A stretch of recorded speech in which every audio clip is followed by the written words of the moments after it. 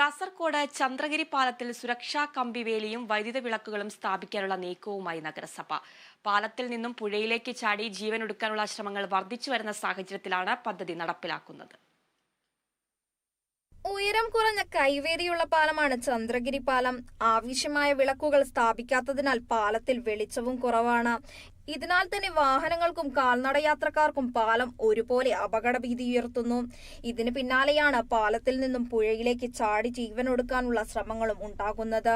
കമ്പിവേലികളും മറ്റ് സുരക്ഷാ സംവിധാനങ്ങളും ഇല്ലാത്തതാണ് അപകടങ്ങൾക്ക് പ്രധാന കാരണമെന്നാണ് ആക്ഷേപം.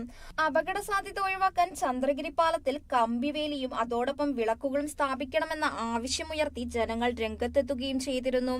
കൈവേരികൾക്ക് മുകളിലായി നേത്രാവതി പാലത്തിന്റെ മാതൃകയിൽ കമ്പിവേലി നിർമ്മിക്കണമെന്ന ആവശ്യമാണ് ഉയരുന്നത്. ഇതോടെയാണ് കാസർകോട് നഗരസഭ പാലത്തിൽ കമ്പിവേലി സ്ഥാപിക്കുവാനുള്ള പദ്ധതിയും ഒപ്പം വൈദ്യുതി വിളക്കുകൾ സ്ഥാപിക്കുവാനുള്ള പദ്ധതിയും ആവിഷ്കരിച്ചിട്ടുള്ളത്.